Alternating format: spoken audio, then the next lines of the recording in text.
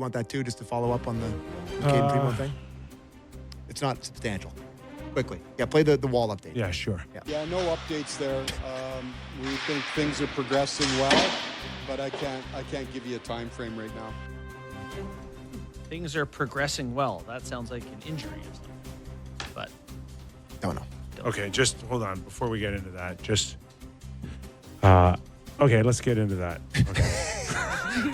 Before we get not into ready. it. Now I am. I mean, before we get into it, this is where we get into it. Yeah, this is where we get into it.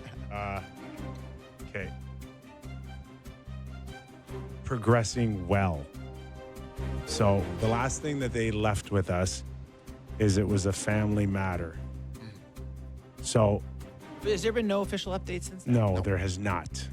Just a family matter. So if it has to do with his family and it's progressing well, it should be time for him to come back soon. You know, if it is something with Joseph Wool personally, I think you could say that it's affecting their family. Like I'm saying, I don't think they're going to come out and go, all right, we're changing our story. I think they're going to stick to this one way or the other, whatever it may be. Yeah. But yes, I still don't think we're seeing them. You took the over on November 21st the other day. I believe you said almost. I Christmas. just, but I'm encouraged Yeah. by progressing well. Okay. I really am. Yeah. I mean, that sounds promising. You know what? Yeah. Can I not hold them to that? No, you should be able to. They said the words. They're not politicians. We assume they're telling the truth. Why not? So, Okay. yeah. All right. That's just, we only got this to work with. Yep. Yeah. I am, on the other hand, encouraged by Valaquette yesterday saying that Caden Primo, whose numbers had not been great in the NHL, very good in the American League, not great in the NHL, has been in some of the hardest goaltending environments in the league. His last 2 seasons in the NHL. Like if the Leafs, got Tanev and McCabe and all these guys blocking shots, Carlo, Benoit, I assume that's a better environment for him. And at 26, maybe he's got a chance here to prove himself.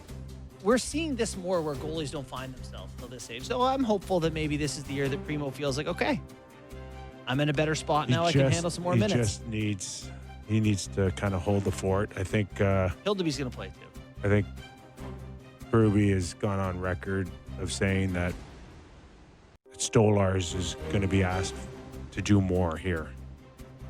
So, Okay. which means, can you get between 40 and 45 starts out of Stolars? I mean, I sure hope so, right? You're hoping he can play 25 playoff games in a row or whatever. That was the goal last year. Yeah.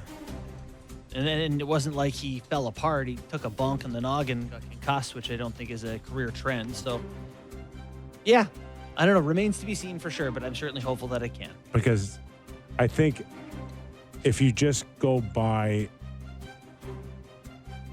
his career, you're going to need 30 plus out of your backups, Yeah. right? So whether it's Hildeby or Primo, we'll assume Wall's out until he's not out, that you need, 30 points Yeah. out of a backup. Ideally, you're playing less effective opponents and put those guys in the position to succeed, defend like crazy. It's Primo, by the way. Primo. Primo. Primo's, isn't it Primo's son? Yeah. Yeah. Not Primo. Well, it's Wayne and, Oh, wrong. right? And Keith. Question for you. I'm looking at this Leafs opening night roster, okay? Okay. I got to tell you, I am stunned by this, and I'm going to ask you two how stunned you are by this. That Nick Robertson's on the 3rd line and Kalle Jarnkrok is on the 4th line. That these two guys have survived whatever we thought was supposed to happen this season, and they are both in the opening night roster. For me, is a 10 out of 10 surprise. Your thoughts on that? Robertson being in is kudos to this guy. Hung He is around. Just, you can't get rid of him. And that's Would you fine. expect him to leave? Yes, Sure. Go where? totally. Somewhere, Wherever anywhere. They would take him. But they haven't traded him, and they're not waiving him, and so, like, There's no kudos. He's just going to work every day. That's what guys are supposed to do. It felt like he would not do that. You expect him to cry and roll up like a ball Would he in be a the corner? first RFA to say, hey, play me or I'm going somewhere else? But He's not in a position to do that. not even that. How did somebody not just say, here's the fourth and bye? Like, it's not so much him. Obviously, he's going to show up. Obviously, he's going to play. Maybe we worded that badly. But the surprise that he's still on the roster for me is crazy. Yeah. Crazy. Not for you. He may play 67 games again. Maybe 82. It's just they can't find a place for him to play. Yeah. They can't. And we had Frege on last week, and he said that part of the reason he thinks that he's still maybe around is because they're worried about what happens if they trade him away, and maybe he's going to be an embarrassment guy that like lights it up. Oh, but get but over that. that's what he said. But if you Get think, over that. but if Somebody you, but told like you said, I Frege think that. that's what Someone in the Leaf organization said we're scared. I don't know. That you're Frege going said to that to us embarrass last us. week. He Well, said that you to us assume last that someone told Frege that. I don't know, Kipper. Regardless. He said that to me at a dinner. Who would like? Is that the way we guys go on and just find different chemistry somewhere else? And yes, sometimes they can go on and have better success than you when they were here. Yeah, that's gone on for decades. But now, Elliott tells us they're worried about Nick Robertson actually having success somewhere else. He might have success here if they're not careful. Like, keep putting him in the lineup. Oh, geez, he scored 20. It's the most ridiculous thing I've ever heard. Okay. That Nick Robertson is still a Maple Leaf because we're scared he's going to go score 20 goals somewhere else. I don't know. I'm just telling. I'm not the messenger. Don't look at me like that. I don't think. You are the messenger. I meant to say. We should kill him. I don't know what I meant to say. Okay. Anyways. Do you want to play? Do you want to play Berube on Robertson? Yes, we talked about of course. It today. Let's go clip 2. Berube on Robertson. Well, I think a lot like he did last year. I think if you look at him during training camp, the effort and the ability to score a goal when we need it. He scored goals throughout camp. Is his work ethic, tenacity. He's just a noticeable player. You know, he came in and worked extremely hard and played well. Deserved to be on the team. There you go. Can't beat that. Yeah, just does this forward core look like a mix between Treliving and Dubas to you?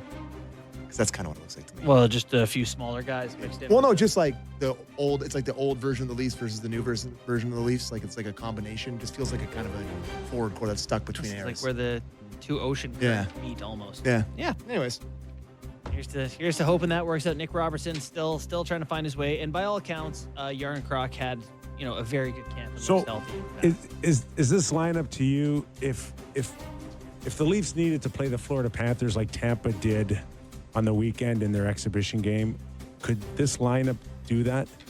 What does that mean, though, Kim? I don't know. What's we know we're going into a street fight? That's kind of different thing. than Like Tampa did. I mean, I'll give you two answers. They're physically big enough to do it. Yeah. They don't have the mentality of fighters. They have huge guys who aren't angry. So this is just a lean on me lineup. I don't know what that means. That means that we're not necessarily fighters per se. Totally. But Look around the league. we'll be big and heavy, and we'll lean on you. There are guys, Anthony Mantha, Nick Bustad. I don't know what to There are expect. guys in the league who are 6'6" who don't want to punch people, Yeah. and that's Matthews. Nyes did it a little bit last year. I don't think Joshua wants to fight. See, I don't think Nyes- Lorenz wants to fight. I don't We think got Wall wants excited to when fight. Nyes did it in Vegas. Yeah. We got really excited. and also did it Punches against. guys in the face. He also did it against Who? Pittsburgh. Yeah. Gordie Howe hat trick. I didn't beat the crap out of somebody in Pittsburgh against Pittsburgh. It's a nice backhand. But also, he's a guy who's had head issues. And I don't want him doing fought. it either. Yeah. Joshua's fought. Yeah. Not much though. Carlo's big, and he handled his business pretty good against someone in A lot. LA. No, I wouldn't say. I mean, he stood in there for a few good ones. He did great. Yeah, he stood in. McCabe willing to go. Yeah, that was. Benoit, Superman punched someone last year. They're okay. They're okay. He fought the guy that was the UFC fighter's brother. That's right. Malat. I guess we'll do game time and then we'll do the column conversation after the break. All right. It's game time, presented by Bet365. Visit the app for latest odds and find out why it's ever ordinary at Bet365. It's 19 plus, Ontario only. Please play responsibly. I was thinking about doing a nightmare parlay for the Toronto fans tonight, just for a little bit of a mini happiness hedge. Nightmare, did you say? The Can nightmare you just parlay. be happy to The root for your favorite nightmare- teams? the nightmare your two par- favorite teams on the planet play tonight. The nightmare parlay. So a Yankees Canadians parlay. This is my nightmare. There you go. You parlay those two together, they pay plus 281. So a nice little happiness hedge there if you're a Leafs and Blue Jays fan watching tonight on your dual screen. Just give me the individual numbers. The Yankees are minus 180 favorites tonight. Minus Massive. 180 favorites. And the Montreal Canadiens are plus 145 in Montreal. So, in Toronto, sorry. So they're a big underdog. Kenny Reed in studio. Hello. Hey, what's up? Thanks, pal. And then, Oh, we're distributing copies. Oh, boy. Here, give me one of these. Let's face it to the camera. Ken Reed, the next one. Look how cool. We're all super excited about this. Kenny's been telling me about it.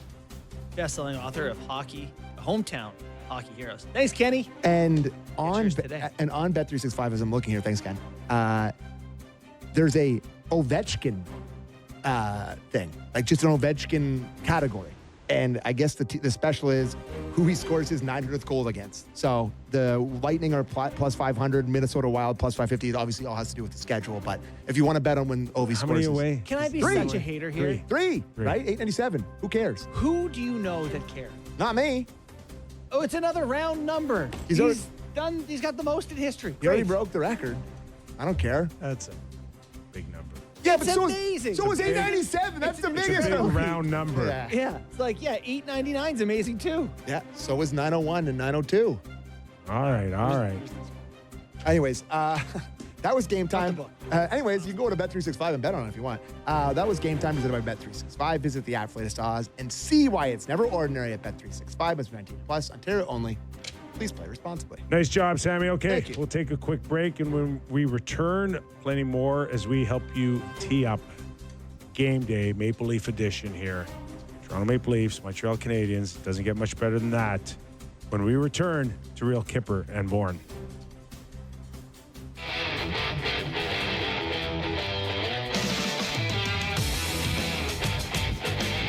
Welcome back to the program. Nick Kypreos, Justin Bourne, Sammy McKee. A reminder, this hour of Real Kipper and Bourne brought to you by Bet365. We still got a few Kippers Clippers, do we not? Right before we went back on air, you asked me about one. Yeah, I did. Okay, Well, it we'll was- get to it. We'll get to it because we did tee up Easton Cowan.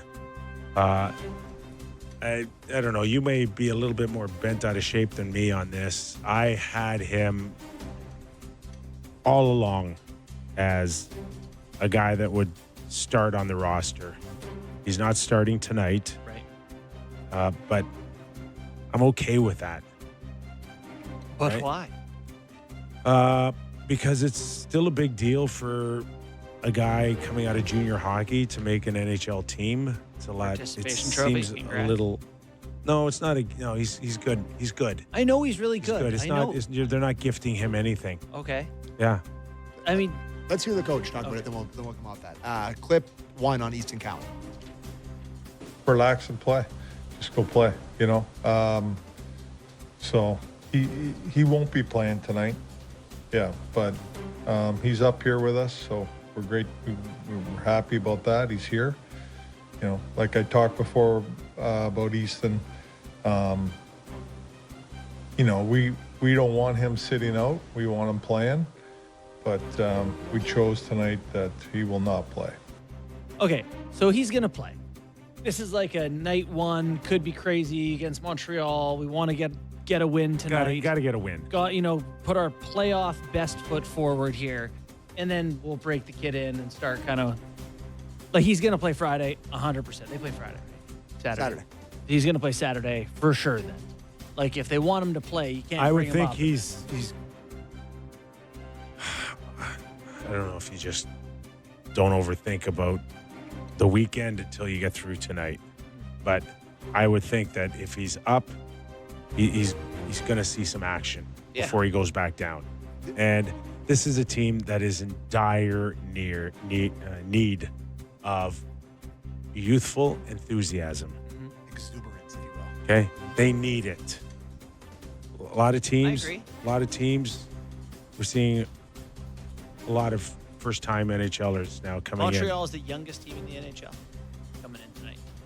So I think it's important that he's around it. If he's not playing, he's around it. So, okay, don't start him. I get it. Jan Krok comes in. He can kill a penalty. He can forecheck. I don't know if he gets 10, 12 minutes tonight. We'll see where Nick Robertson is. I bet they play that line. I bet you they move him up by Who's the end that? of the night. Yarncroc. Yeah. But Yarncroc. I think they see that as the third line. They have it listed as the fourth line, typically everywhere you see it because Domi is typically a 3C or whatever. But Lorenz Waugh Yarncroc is a much better line than Joshua Domi Robertson. So I think they'll play 14. I think this is a situation of a coach where this is a media market. This is a market that loves shiny new toys. That is a prospect-hugging fan base that always gets excited about new guys.